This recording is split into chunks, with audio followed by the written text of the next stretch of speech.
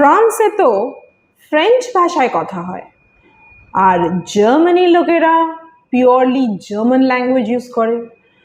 মেক্সিকোতে গেলে আবার স্প্যানিশ ভাষায় কথা হয়, ওখানে কিন্তু ইংলিশের কোনো কথা অ্যাকসেপ্টেবল নয়।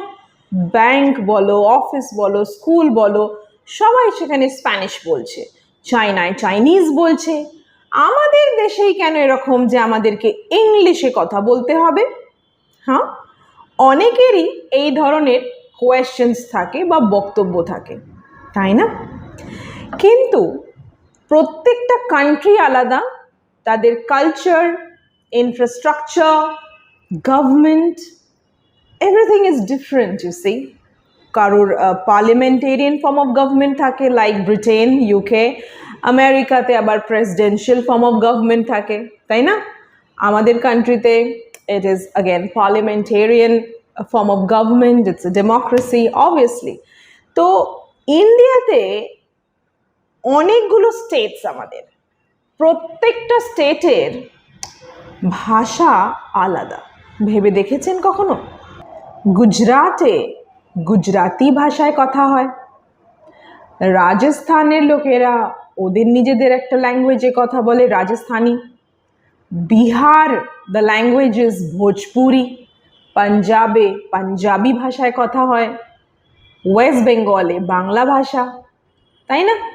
So there are so many languages like Kannada, Malayalam, Telugu, Tamil, loads of languages, Oriya in Orissa, তাই না? তাহলে আমরা যদি ধরো কোনো একটা অফিসে কাজ করছি, সেই অফিসে বিভিন্ন এমপ্লয়িজ থাকবে, বিভিন্ন রাজ্য থেকে, বিভিন্ন স্টেট থেকে এমপ্লয়িজরা কাজ করবে। কেউ এখন পাঞ্জাবিতে কথা বলে, কেউ বাংলায়, কেউ তামিলে। প্রত্যেকে যদি নিজেদের ভাষায় কথা বলে, কাজটা কিভাবে এগোবে বলো তো আমাকে একটু? It's just not possible, there will be chaos, complete massacre. So আমাদের একটা কমন ল্যাঙ্গুয়েজে তো আসতে হবে, and there comes English, the international language. But আগের যে কান্ট্রিজের কথা বললাম, ওদের পড়াশোনা, অফিসের কাজ সমস্তটা যেহেতু একটাই ভাষায় হচ্ছে, there is no issues as such, because ওদের কান্ট্রিগুলো কিন্তু মাল্টিলিঙ্গুইস্টিক না। India is a multilinguistic country where we speak in multiple languages. So একটা কমন গ্রাউন্ডে আসাটা ম্যান্ডেটরি। এটা ছিল প্রথম কারণ যে কেন ইংলিশে কথা বলা উচিত আমাদের বাঙালিদের আর সবাইকারই। এইবারে রিজন নাম্বার 2 নিয়ে কথা বলবো। আমরা বাঙালি এবং সেটা আমাদের গর্ব।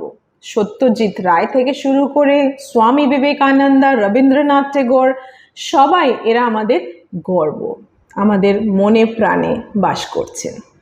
কিন্তু আপনারা জানেন কি, নেতাজি সুভাষ চন্দ্র বোস থেকে শুরু করে স্বামী বিবেকানন্দা সবাই কিন্তু ইংলিশে খুবই পারদর্শী ছিলেন।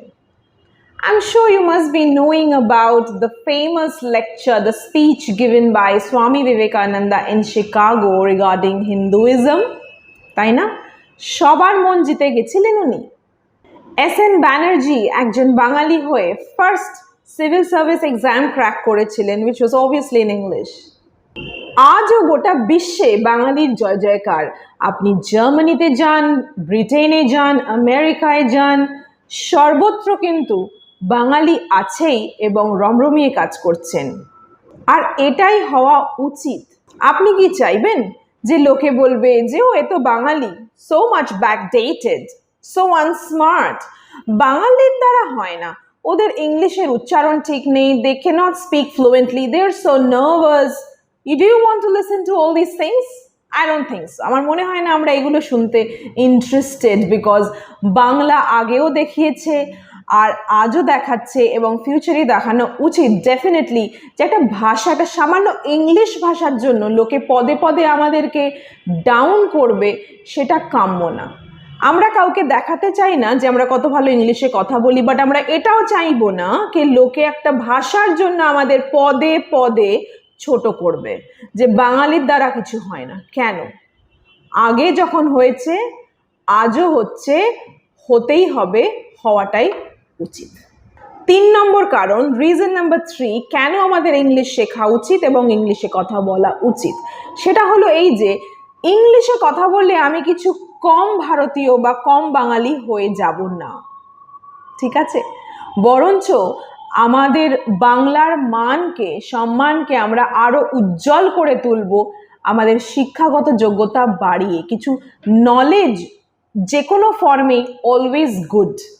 সো ইংলিশ একটা ইন্টারন্যাশনাল ল্যাঙ্গুয়েজ, কেন শিখবো না? দু কথা ইংলিশে বললে কি আমার মন থেকে বাংলা আর ইন্ডিয়া ভ্যানিশ হয়ে যায়? Not really. ধুতি পাঞ্জাবি পরে বা শাড়ি পরলেই আমি বিশাল বাঙালি বা ইন্ডিয়ান হয়ে যাই না। My country, my state is in my heart. Okay, it rules my heart. I don't have to show that through external things, right? So আমরা গর্ব করে বাংলায় কথা বলবো, হিন্দিটাও শিখবো, গর্ব করে কথা বলবো হিন্দিতে, আর ইংলিশটাও কনফিডেন্টলি, প্রাউডলি বলবো। ওকে, without the slightest nervousness, without the slightest shame, with full power. So let's end the discussion on this note. You are watching EFA Spoken English Official. I am Krishnanjana signing off. Stay tuned for the next one. Take care, everybody. Let's make English easy and possible for everybody. Bye-bye.